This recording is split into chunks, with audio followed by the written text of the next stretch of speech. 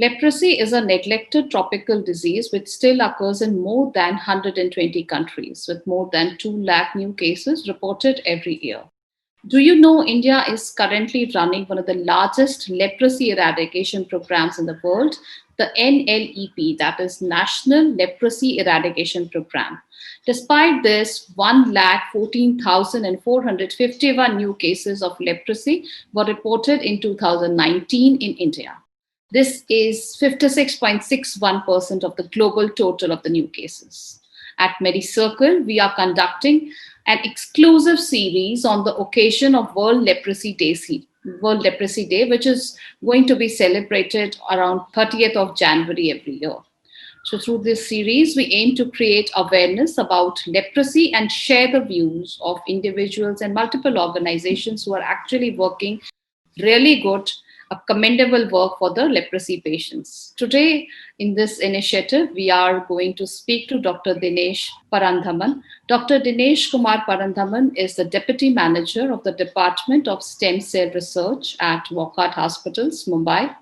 Dr. Dinesh is an immunologist experienced with health economics for value and evidence generation, a clinical researcher involved in translation opportunities. His experience also includes clinical research involved participation in clinical trials with ICMR MRC London on immune cell dysfunction in the pathogenesis of tuberculosis. Hello, Dr. Dinesh. Welcome to Medicircle. Yeah, hi Smita. Thank you for inviting me on this awareness program. The pleasure is all ours, Doctor. So, because we are speaking on such a topic that really needs a lot of awareness among people.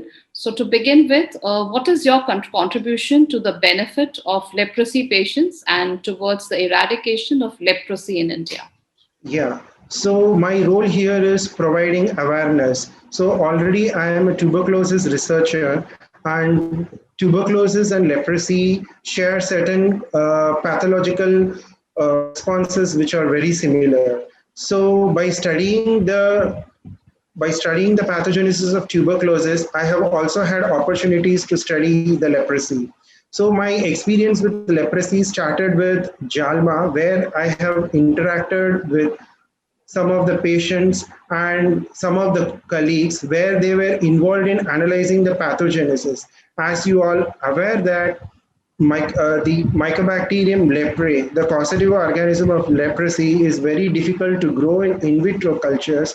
Whenever you have an opportunity to study the patients, that too, their protein characterizations, their antigen characterizations, which gives us a way to understand the pathogenesis, which can aid the proper control of the disease. So my role is I had an opportunity to understand the disease as well as to interact with some of the leprosy patients. So what I have done from my side is providing awareness. So whenever we come across the leprosy disease, stigma is associated.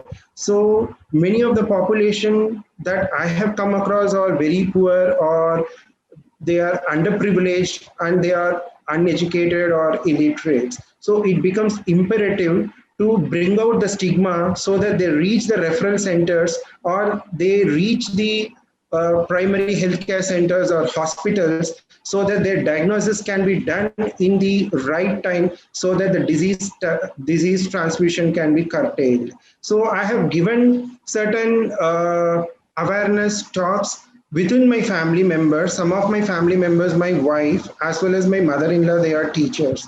So they have picked up certain these issues whenever they had an opportunities to speak on their respective schools. So because school, I think, is a very good platform to bring about an awareness. So my wife and my mother-in-law, I have educated them on various diseases, not only on leprosy, as well as tuberculosis, HIV, malaria, dengue. Whenever there are seasonal patterns of disease, we used to have a lot of debate, and they kind of carried it over in the way they can, and they have popularized, or they have created an awareness in their respective work environments. So this is one of my contribution for the awareness spread and the eradication of tuberculosis. Eradication of leprosy. That's really great thing. I think along with you, your family members are also contributing to the eradication of such deadly diseases. Yeah. Dr. Dinesh, India has had eliminated leprosy as a public healthcare program in 2005. It has re-emerged in different states with high intensity. So, what do you think were the drawbacks for its comeback? Okay, so the elimination was reported based on the WHO criteria where less than one case per 10,000. So whenever that you detect a case which is less than one per 10,000 population, it becomes as a criteria for the disease to be declared as eliminated.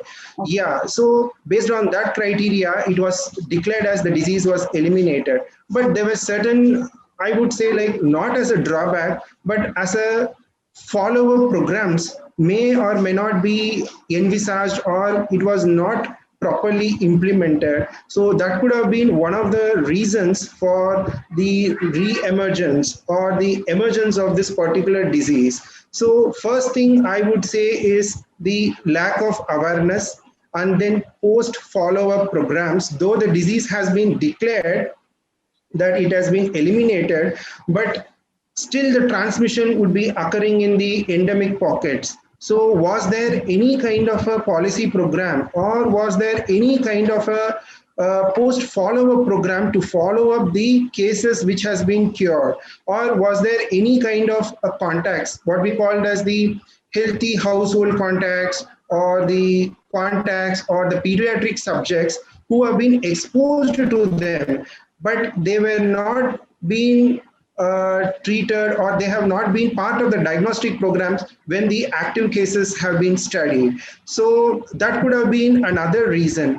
And another reason is like self declaration. See, whenever people come to their referral center or a hospital, then only the cases are recorded. It doesn't mean that the government is not reaching to the rural areas. Yeah, they are reaching it. But how many of them are coming forward to say that, okay, I have this kind of a problem and it needs a diagnosis? Because whenever, see, leprosy is always associated with stigma. So unless because of the stigma which is stuck into the minds, so people are not coming forward for testing against leprosy. Not only leprosy, there are many other diseases people which don't come forward for the diagnosis. So that could be one of the reasons. The and another thing is like uh, the I can put it in this way. See, one is the transmission dynamics Okay. within the context of the diseased individuals. Was there a follow-up procedure? So that could be one of the reason. Second reason is lack of awareness. Third thing will be the post elimination policies regarding the disease eradication and the discrimination and the stigma which has been associated with the diseases. So there are multiple factors. It is not a single factor which could have caused a re-emergence of the disease. And now recently in the few years, pediatric subjects have also been included in the diagnostic programs. So that could have also been one of the reason why we find like there is an increase in the number of cases. As you all know that the leprosy takes longer incubation time. By the time we come to a referral center or a hospital, the patients have undergone lot many deformities or they are in a very grave state. So by then only people come forward for this kind of diagnostic procedures. So I think one of the major areas that we need to concentrate is provide proper awareness and then the follow-up programs, follow-up policies so that we can track them. And see, the third thing is the livelihood, because many of these people, because of due to the stigma, discrimination, as well as the underprivilegedness, they also lose their livelihoods. So if there is a kind of a platform for them to have this kind of where they can sustain even after having the disease, I think it will have a positive impact on the disease control. So this is what I feel that the areas for research or the areas for development. And I think once we are kind of implementing these issues, I think the cases can be controlled properly. Surely. And Dr. Dinesh, as we just discussed, that it continues to be stigmatized in India.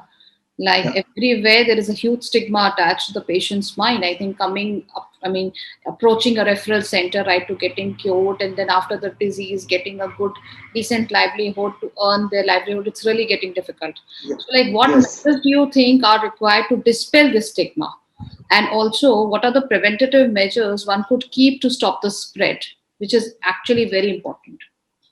Yeah. So coming to the dispel, the major thing that it requires is the awareness campaigns. See, when HIV came in, it was associated with lots of stigma, Yes. but because of proper awareness programs and properly educating the people, many people have come forward and they have and it has made in such a way that people have been educated and it aided in proper control of the disease. At least it is being kind of controlled rather than in a massive spread. So, but initially it was also associated with lots of stigma and ostracism.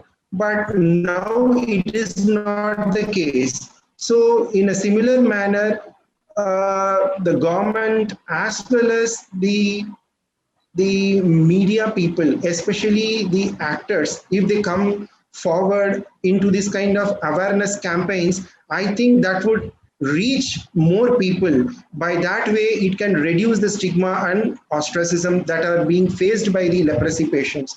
And by way of creating awareness, because it also affects the livelihood, if we give them proper policies or if we give them proper information, so that will also help, that will also aid people in coming forward to get them diagnosed. And because they get diagnosed, it can reduce the disease spread. Because see, the more the people who are infected, they don't come forward because of these kind of stigma and discrimination, they are going to be the incubators for the disease. And whomever, because this is an airborne disease, so whoever comes in contact with them, they are also going to be the carrier population, and likewise the chain is going to continue and the disease is going to spread. So the major way we can dispel the disease is provide a proper awareness.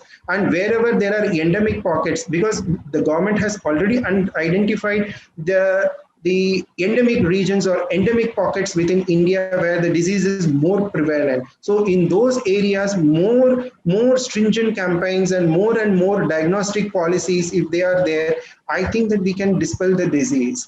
Sure. And regarding the preventive measures, so the preventive measures here is proper hygiene. And whenever you come in contact with a leprosy patient, so you should also have proper hygiene measures to be followed over there, so that you don't contract the disease and then you spread. So here, from my perspective, I think hygiene is one of the major ways where you can uh, prevent the transmission, as well as you can reduce the carrier transmission which is occurring within the community. Sure. The vaccine for leprosy is already developed, and is it a required immunization for children? Because I have not, I mean, come across those vaccination lists which, I mean, have this vaccine as a must to given to the children. So, if not, why do you think that is not included in the list of required vaccines? Okay, so here I would like to give a gist of the vaccination that is currently available before I answer this question.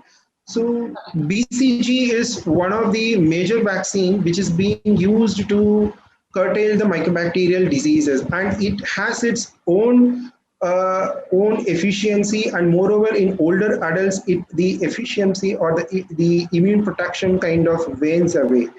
And BCG is also a vaccine which is being which is being tested for leprosy patients in terms of revaccination programs. So the revaccination programs in some of the studies, like for an example, Malawi and in Brazil, there it was good for leprosy patients. So maybe we should even try out something like revaccination with BCG, which has been seen in other pockets. But the feasibility study has to be done whether the same revaccination program can be done in India. So that feasibility study has to be done. So if you see the clinical trial registries, especially from US, Europe, and from India. So let us talk about the US clinical trial registry. So as on date, there are 31 clinical trials which are registered with the US clinical trials. Among them, there is only one vaccine candidate which is in trial. The rest of them are more likely the chemotherapeutics. Okay. And in India, I saw almost like 123 records which came for the vaccination. I'm sorry, for leprosy, and among them there are very few vaccine candidates. And among the vaccine candidates, Mycobacterium prani as well as BCG combinations are more used or more proposed in terms of vaccination programs. So this is a small gist of the vaccinations that are being associated with leprosy.